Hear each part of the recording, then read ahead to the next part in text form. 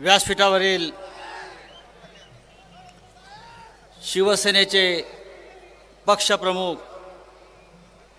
आदरणीय उद्धवजी ठाकरे आणि काय अब की बार चंद्रहार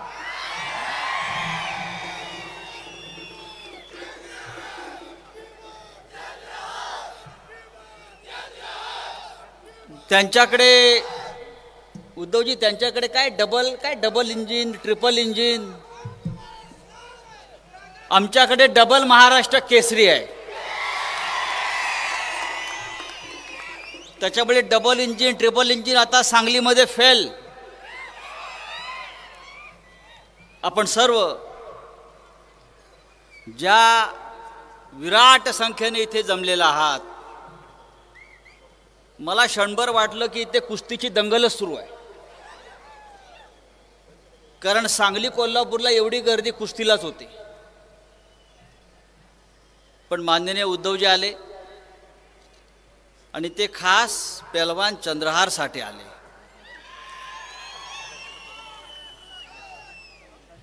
लोकांच्या मनात संभ्रम निर्माण केला जातो। संभ्रम काय आहे? इथे कोण लढणार? या मैदानात चंद्रहारच लढणार, चंद्रहारच जिंकणार। आणि हा महाराष्ट्र डबल केसरी त्याची विजयाची गदा घेऊन एका हातात मशाल घेऊन दिल्लीच्या संसदेत गेल्याशिवाय राहणार नाही, ही गॅरंटी ही सभा देते आहे। इकडे एकच गॅरंटी चालणार, शिवसेनेची गॅरंटी। खरं म्हणजे आजच्या सभेला उद्धवजी आपल्याला माहिती आहे, आजची सभा होणार नाही होणार, होणार नाही होणार, पण सभा झाली आहे। आणि सभेला काँग्रेस, राष्ट्रवादी काँग्रेस सगळ्यांनी मनापासून शुभेच्छा दिलेल्या आहेत। आणि पुढल्या सभेला सगळे व्यासपीठावरती सर्व नेते उपस्थित राहतील। आज सांगलीमध्ये प्रवेश केल्याबरोबर आम्ही सर्वप्रथम या सांगलीचं नव्हे तर महाराष्ट्राचं भूषण स्वर्गीय वसंतदादा पाटील यांच्या स्मारकाला भेट दिली, वसंतदादांचे आशीर्वाद घेतले। स्मारकावर विशाल पाटलांच्या मातोश्री शैलाभाबी उपस्थित होत्या, त्यांनी शुभेच्छा दिल्या। पतंगराव कदमांच्या कुटुंबानं शुभेच्छा दिल्या। आणि इथे आल्यावरती पाहिलं मिरजेमध्ये इकडल्या जनतेनेही चंद्रहारला आशीर्वाद आणि शुभेच्छा दिलेल्या आहेत। सांगली जिल्ह्याचे तारणहार कोण? चंद्रहार। मग काकाचं काय करणार? हिंदीमध्ये एक म्हण आहे, हिंदीमध्ये एक म्हण आहे, मौका पडे बाका तो गधे को भी काका कहना पड़ता है।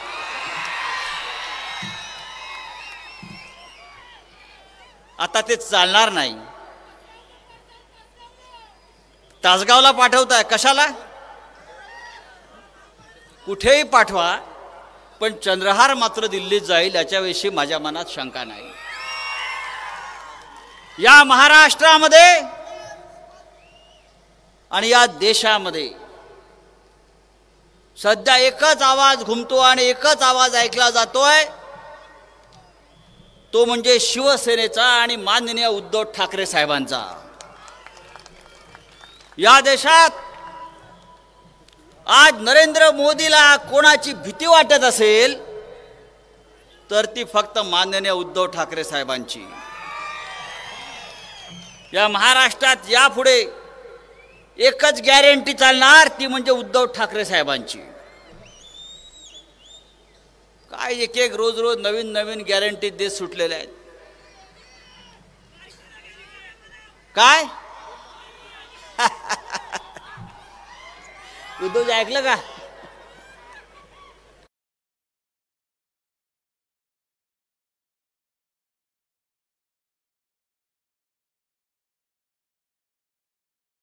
कोणाविषयी आपल्याला वाईट बोलायचं नाही, कोणाविषयी वाईट विचार करायचा नाही, पण सत्ता येईल तेव्हा त्यांना सोडायचं पण नाही. आज चंद्रहार आपल्यासाठी एक शुभ शकुन आहे. समोर आमचे तेजस ठाकरे आपली सभा ऐकायला आलेले आहेत आणि तेजस ठाकरे फार कमी वेळा सभा ऐकायला जातात. आज म्हटले आज चंद्रहार यांची सभा पाहण्यासाठी आणि ऐकण्यासाठी मला इथे यायचं आहे आणि ते समोर बसून आपली सभा ऐकतायत आणि अनुभव घेत आहेत. या व्यासपीठावरती आपण मगाशी सांगितलं की 25 महाराष्ट्र केसरी आणि 10च्या वर हिंद केसरी या व्यासपीठावरती उपस्थित आहेत. कोणत्याही व्यासपीठावरती इतक्या मोठ्या संख्येनं खेळाडू उपस्थित राहिलं जर मी पाहिलं नाही, ते सुद्धा एका उमेदवारासाठी. शिवसेना ही दिलेला शब्द पाळणारी संघटना आहे. अमित शहानी बाळासाहेब ठाकरे यांच्या खोलीमध्ये मातोश्रीवर एका पवित्र मंदिरामध्ये माननीय उद्धव साहेबांना दिलेला शब्द पाळला नाही आणि त्यानंतर या महाराष्ट्रामध्ये जे महाभारत घडलं त्या महाभारताच्या आपण सगळे साक्षीदार आहात. तुम्ही जर शब्द पाळला नसाल, तुम्ही दिलेला शब्द राखणार नसाल, तर या महाराष्ट्राचा इतिहास बदलण्याची आणि घडवण्याची ताकद माननीय उद्धव ठाकरे आणि शिवसेनेमध्ये आहे. हे माननीय उद्धवजींनी दाखवून दिलं. हा कुटुंब संवाद मेळावा आहे, जनसंवाद मेळावा आहे. आतापर्यंत गेल्या 2 महिन्यात माननीय उद्धवजींनी 100च्या वर सभा महाराष्ट्रामध्ये घेतल्या. महाराष्ट्राच्या कानाकोपऱ्यामध्ये लोकांनी त्यांचं प्रचंड स्वागत केलं.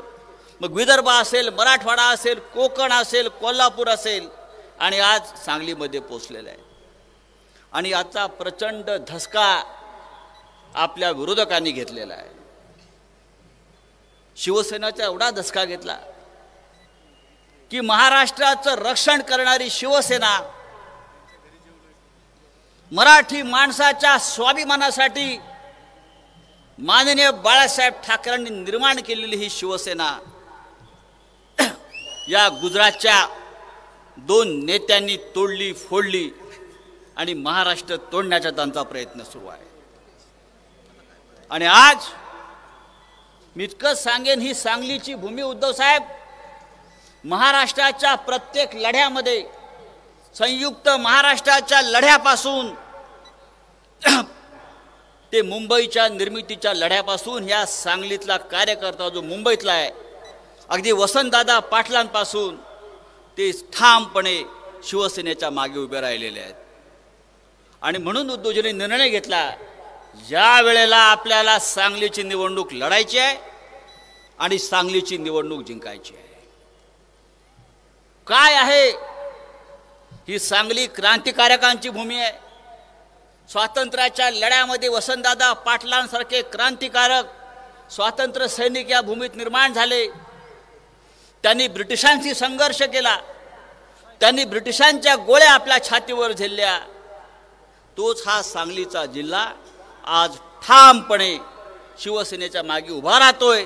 तो दुसऱ्या स्वातंत्र्याच्या लढ्यासाठी, जे आपलं स्वातंत्र्य, जे आपली लोकशाही नरेंद्र मोदी आणि अमित शहा यांनी संकटामध्ये आणलेली आहे. हे संकट आपल्याला दूर करायचं आहे. महाराष्ट्रावर 400 वर्षापूर्वी अशा प्रकारचं संकट औरंगजेबाच्या रूपाने आलं होतं. आज जे संकट आपण भोगतोय त्याच प्रकारचं संकट 400 वर्षापूर्वी छत्रपती शिवाजी महाराजांच्या काळामध्ये औरंगजेब महाराष्ट्रावर चाल करून आला होता. तेव्हा सुद्धा हा महाराष्ट्र त्या औरंगजेबाशी संघर्ष करून लढून त्यांनी हा महाराष्ट्र वाचवला. आज मी तुलना करतो की महाराष्ट्रावरती आज दिल्लीच्या आणि गुजरातच्या सुलतानांचा हल्ला का सुरू आहे. तेव्हा जेव्हा खोलात शिरलो तेव्हा माझ्या लक्षात आलं ही औरंगजेबी वृत्ती जी आज गुजरातच्या भूमीतून दिल्लीत गेली आणि दिल्लीतून महाराष्ट्रावर चाल करून आली, ती यासाठी की या महाराष्ट्रामध्ये छत्रपती शिवाजी महाराजांचा जन्म झाला. या महाराष्ट्रामध्ये धर्मवीर संभाजी राजांचा जन्म झाला, पण त्याच वेळी बाजूच्या गुजरातमध्ये औरंगजेब जन्माला आला होता. गुजरातमध्ये तुम्हाला माहीत नसेल की औरंगजेबाचा जन्म या गुजरातमध्ये दाहोद नावाच्या गावात झाला आणि त्याच्या बाजूच्या गावामध्ये नरेंद्र मोदीचा जन्म झाला. तेव्हा तुम्हाला कळलं असेल या महाराष्ट्रावर औरंगजेबाप्रमाणे या दिल्लीचे आक्रमण का होत आहेत. जे औरंगजेबानं केलं तेच आज गुजरातचे 2 राज्यकर्ते दिल्लीत बसून करतायत. ज्या गुजरातमध्ये औरंगजेब जन्माला आला त्याच गुजरातमध्ये मोहम्मद अली जिना जन्माला आला, ज्याने पाकिस्तान निर्माण केला. प्रत्येक जमिनीचा भूमीचा एक वैशिष्ट्य असतं. इथे शिवाजी महाराज जन्माला आले, इथे धर्मवीर संभाजीराजे जन्माला आले, इथे देश अखंड ठेवणाऱ्या अखंड शक्ती जन्माला आल्या, इथे हिंदुहृदय सम्राट बाळासाहेब जन्माला आले, आणि बाजूच्या राज्यामध्ये गुजरातमध्ये मोहम्मद अली जिना ज्याने पाकिस्तान निर्माण केला तो जन्माला आला, औरंगजेब जन्माला आला. पण एक लक्षात घ्या, औरंगजेबाने काय केलं. औरंगजेब सुद्धा खूप धार्मिक माणूस होता. मग औरंगजेब फावल्या वेळात टोप्या विणायचा, टोप्या, आणि जपमाळ ओढत बसायचा, आणि मी फार मोठा मानवतावादी धार्मिक माणूस आहे अशा प्रकारचं ढोंग निर्माण करायचा. औरंगजेबानं सुद्धा या महाराष्ट्रात नव्हे तर या देशामध्ये असा फतवा केला की सगळ्या सरदारांनी माझं गुलाम व्हावं आणि मी फक्त बादशाह. आज या देशामध्ये तीच परिस्थिती आहे. औरंगजेबानं आपल्या भावाला आपल्या वडिलांना सुद्धा सोडलं नाही. आज आपल्या देशामध्ये नेमकी तीच परिस्थिती आहे. औरंगजेबानं